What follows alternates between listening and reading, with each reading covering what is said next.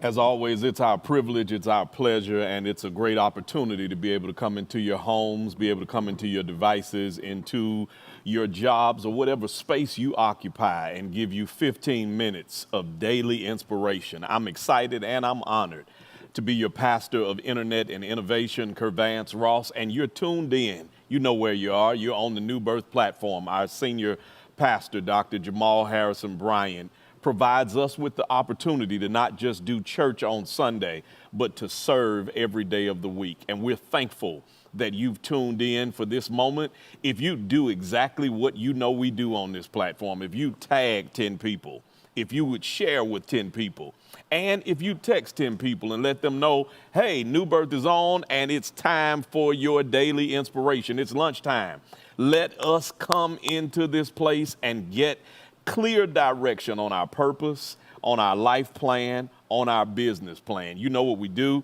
I'm asking if you take a moment to follow me on all platforms, social media at I am Kervance Ross. That's I am Kervance Ross. You meet me there and I'll give you something that'll keep you inspired, keep you clear, and keep you directed towards your purpose. And if you have not downloaded the New Birth app, something is wrong with you.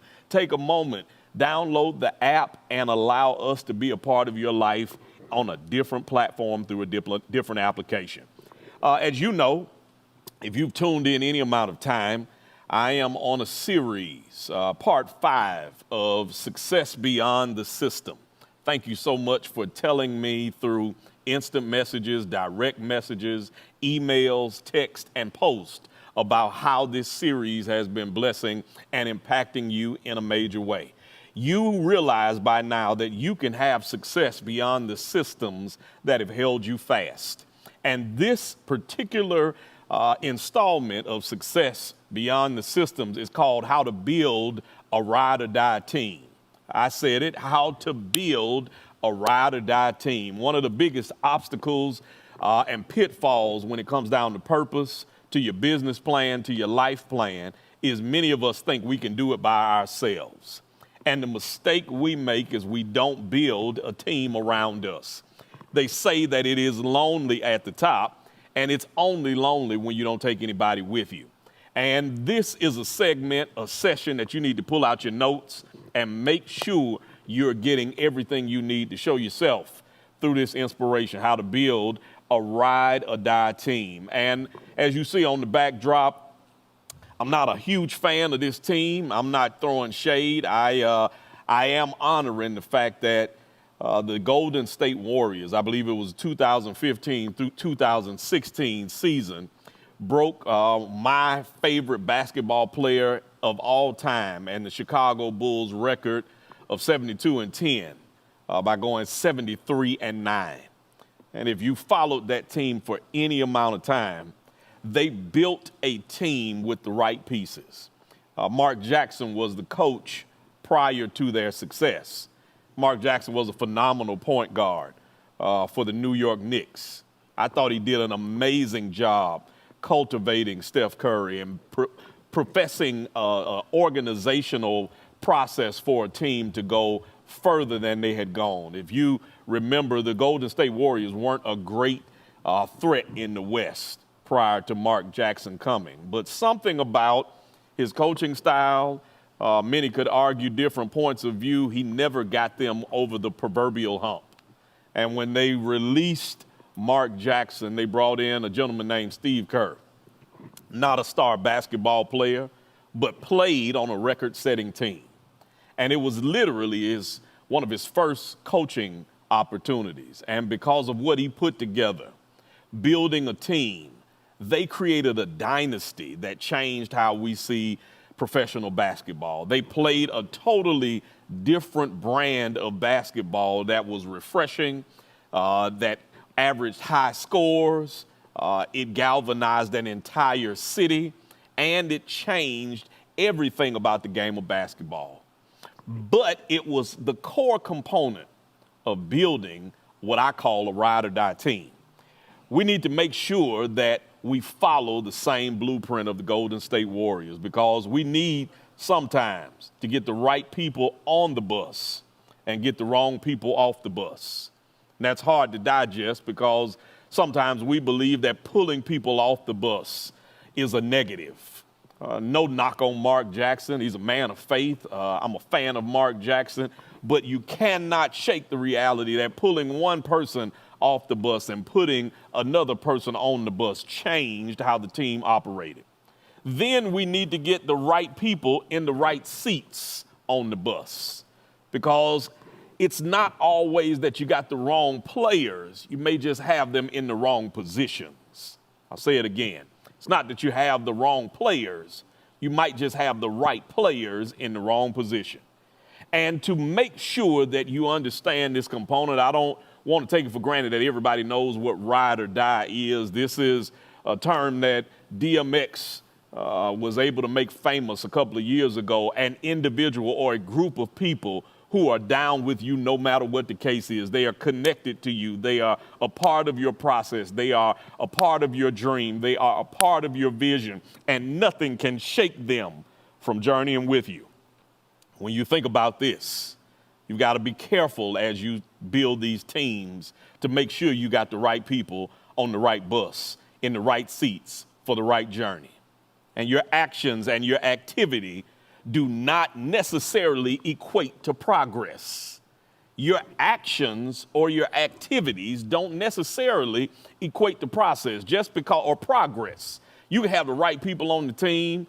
You can have them in the right seats, but just because you're moving does not mean you're progressing. You've got to understand all these components as you build a ride or die team. And let me start, because I know we have people trying to build a business, people trying to build a vision, people trying to build ministry, and this stuff has shifted and changed in the last 90 or so days. How you saw your team pre-COVID looks totally different than how you see it during COVID. And when you are hiring or building, adding people to the team, there are a few things you've got to consider. Number one, you've got to consider their character. I said, number one, you've got to consider their character. Ask yourself, when it comes down to the component of character, can I trust you? Can I depend on you to do what you said you would do? Your character determines how far we can go in this culture. Number two, when you're hiring people or building people into your team, not only must you look at character, but you must look at confidence. Can they do their job? Do they need somebody directing them to every component of the job function? Can you give them an assignment, give them a trustworthy perspective, give them a time frame, and understand that I'm confident that you can do the job that you told me or spoke about being able to do? Not only are you looking at character, not only are you looking at confidence, but to have that ride or die team, you've got to look at chemistry. Do you fit here? This is an important part, because many of us don't realize you can fit somewhere else and not fit here. And this is a key portion of this process when you're building the ride or die team.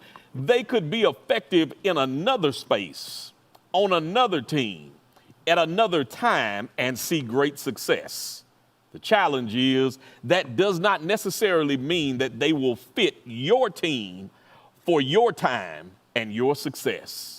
Finally, you've got to be able to ask about capacity. Can they grow with us? Sometimes people are at their capacity when you pull them to your team, when you're building your team. They want to be able to ride, but they have filled up to the brim. They can't go any further. This is as much as they can do. And these four components will help us understand how to hire, how to put together and build that team. On the flip side, there are four harsh realities in growing a team that you must be aware of and must consider. The first harsh reality is there are problems of coordination and communication that are often magnified. I said there are problems of coordination and communication that can be magnified. One of my pet peeves is poor communication. And what you don't realize is when you're trying to coordinate and communicate at the same time, problems can be magnified. Poor communication can change the effectiveness of a ride or die team. Poor coordination can affect the success of a ride or die team. And when both of those or one of those are off, what you'll find is problems can be magnified. The other harsh reality of growing and developing a ride or die team is that new functions emerge. And I know you'll be able to testify in this reality that since COVID, some new functions in your business, some new functions in your plan, some new functions in your ministry have arisen that didn't come to fruition before COVID. You got to realize that time, circumstances, unexpected situations can allow new functions to arise, and people who were ride or die with other functions may not be ride or die in the new functions that have come to fruition. Thirdly, levels in management hierarchy multiply. See, what we misunderstand oftentimes, we've been seduced into believing that you manage people and you lead projects. But let me help you understand, you cannot manage people. You manage projects and lead people. And often the mistake that we make is we put people who are good at managing projects over people. Say it again. You put people who are good at managing projects over people. And when the management hierarchy is multiplied, they are okay with multiple projects, but they are not okay with multiple people. And the harsh reality is things can get out of hand. And fourthly, jobs become interrelated.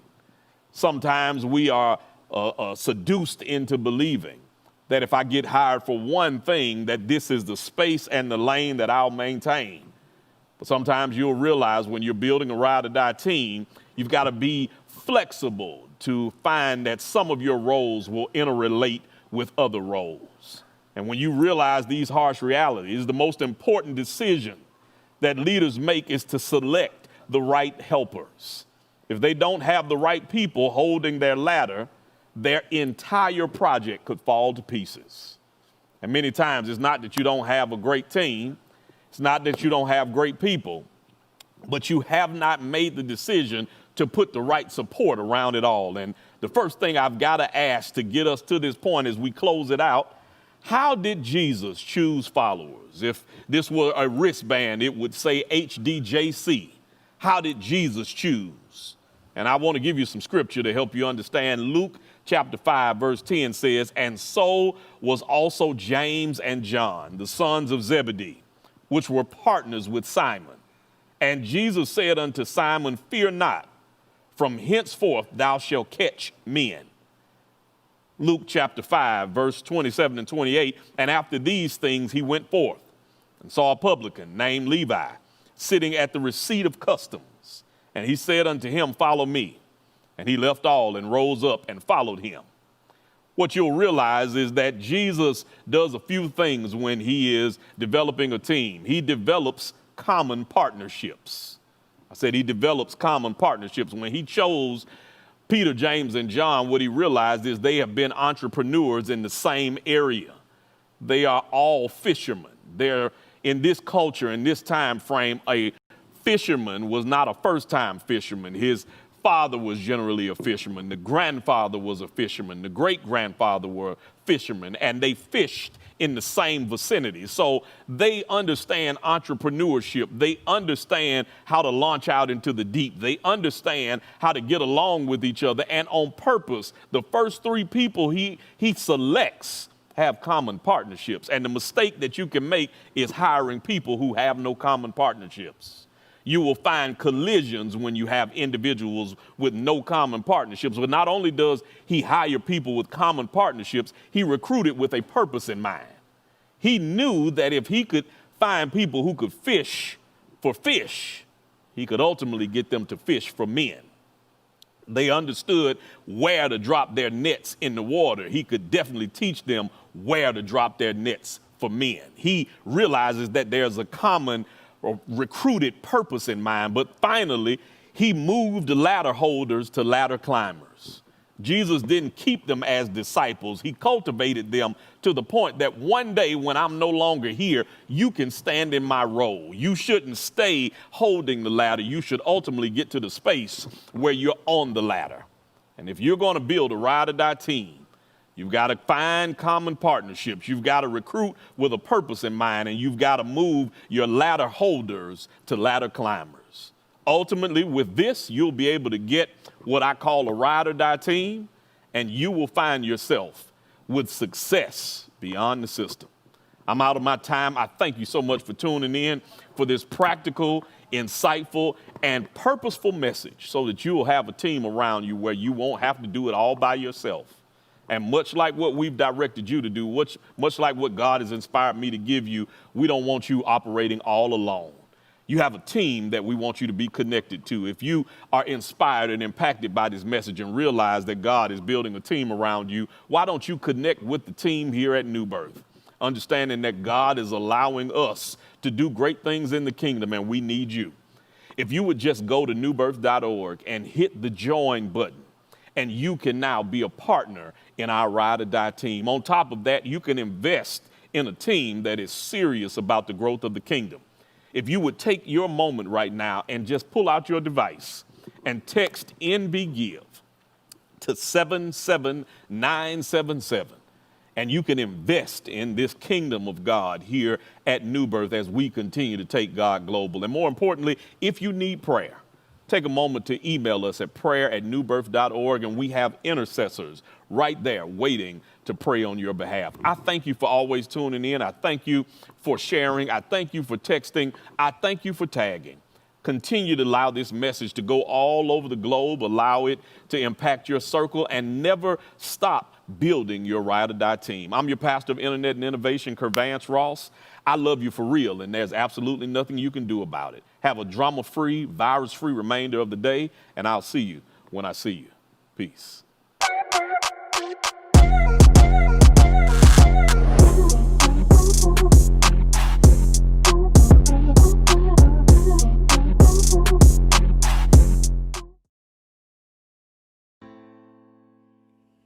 So Dr. King had the wisdom and the wherewithal, the insight and the discernment to help me build a broken America. I need King's men.